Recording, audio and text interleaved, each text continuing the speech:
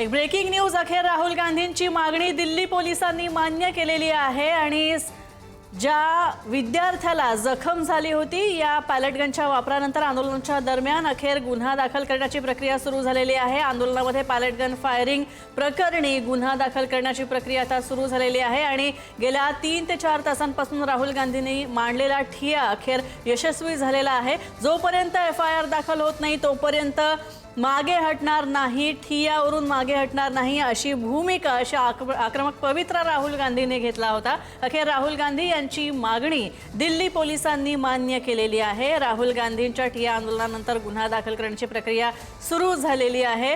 शिवाजी, या राहुल गांधींच्या आता या सगळ्या ठियाला त्यांची जी आक्रमक भूमिका होती या गुन्हा दाखल करण्याच्या संदर्भात त्याला यश आलंय। अगदीच राहुल गांधी यांनी साधारण 11च्या दरम्यान मंदिर मार्ग पोलीस स्टेशनला भेट देऊन अशी विनंती केली होती।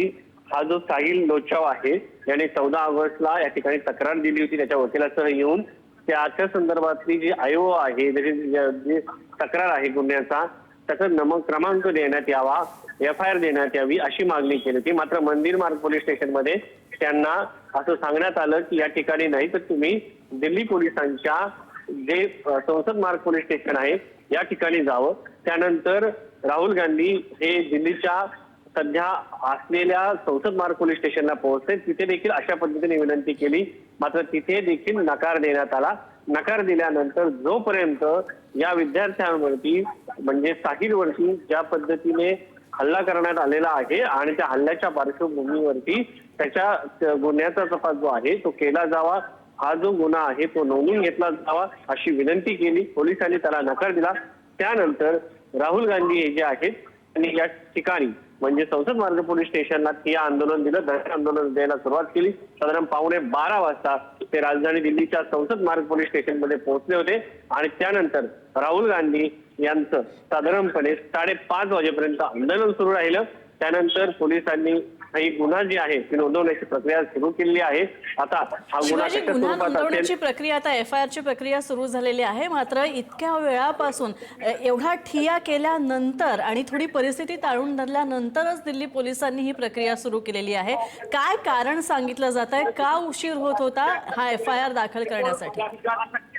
खरं तर या सगळ्या प्रक्रियांमध्ये सरकारने केंद्रस्तरीय वरती न्यायाधीशांनी देखील स्वतः सर्वोच्च न्यायालयाने दखल घेऊन एका 5 सदस्यांची नियुक्ती केलेली आहे आणि त्यानंतर या सगळ्या संदर्भामध्ये त्यांचं म्हणणं होतं की याच्यावरती तपास सध्या सुरू आहे, समिती चौकशी करत आहे आणि या चौकशीमध्येच याचा भाग आहे। मात्र राहुल गांधी यांचं म्हणणं होतं की साहिलवरती ज्या पद्धतीने पॅलेट गनचा वापर केलेला आहे त्याचा तपास जो आहे तो वेगळा आणि वेगाने व्हावा, कारण त्याला भविष्यामध्ये दिसण्याचा प्रॉब्लेम होऊ शकतो। त्याच्यावरती शस्त्रक्रिया झालेली आहे आणि त्याच्यावरती जो हल्ला करण्यात आला होता, त्याच्यावरती ज्या पद्धतीने लाठीचार्ज करण्यात आला होता, पॅलेट गनचा वापर करण्यात आला होता, त्याला न्याय मिळवून देणं हे माझं काम आहे आणि त्याच्यासाठी मी या ठिकाणी आलो आहे आणि याचा जो FIR आहे तो करण्यात यावा। आता हे जे FIR ची प्रक्रिया आहे ती पूर्ण झाल्याची शक्यता आहे, कारण त्या ठिकाणी मोठ्या प्रमाणात राहुल गांधी यांची वाट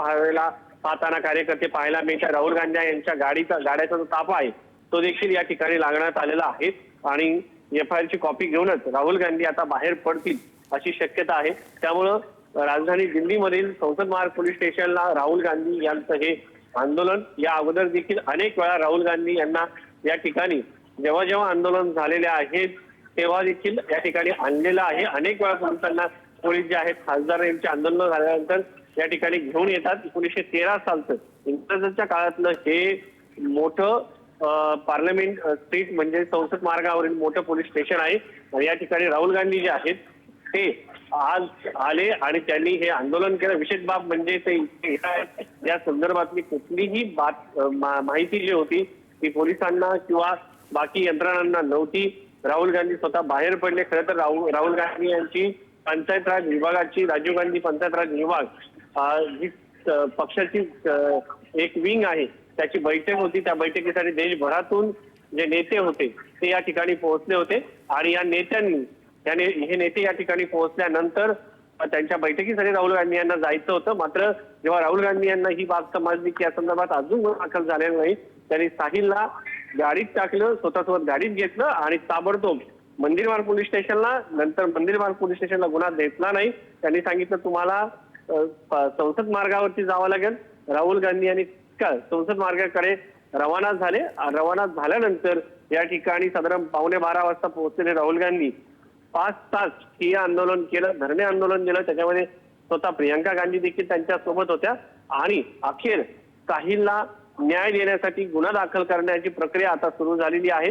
आता ही प्रक्रिया नक्की कशा पद्धतीने असेल, त्याच्यामध्ये देखील काही आंदोलनाचा पवित्रा राहुल गांधी घेत आहेत का, हा गुन्हा कोणाच्या विरुद्ध नोंदवला जातोय, अज्ञात व्यक्तीच्या विरुद्ध नोंदवला जातोय, दिल्ली पोलिसांवरती हा गुन्हा नोंदवला जातोय, हा देखील पाहणं महत्वाचं आहे. गुन्ह्याचं स्वरूप काय आहे, कलमं कोणती लावली जातात, यावरती राहुल गांधी काय म्हणतात, हे सगळं देखील पाहणं महत्वाचं असणार आहे. आणि त्याच्यावरती राहुल गांधी यांचं म्हणणं होतं हे पाहणं महत्वाचं आहे. सध्या तरी राहुल गांधी जे आहेत ते दिल्लीच्या संसद मार्ग पोलीस स्थानकामध्ये पोहोचलेले आहेत आणि सध्या ही प्रक्रिया जी आहे सकाळी 12:15 वाजता पोहोचले होते आणि आता अखेर गुन्हा नोंदवायला जी आहे ती सुरुवात झालेली आहे. प्रियंका आता गांधी शिवाजी देखील गुन्हा या नोंदवण्याला ठिकाणी- एफआयआरच्या प्रक्रियेला सुरुवात झालेली आहे. मात्र जोपर्यंत ही एफआयआरची कॉपी आपल्या हातात नाहीये तोपर्यंत हे आंदोलन सुरूच राहणार अशी सुद्धा त्यांची भूमिका आहे.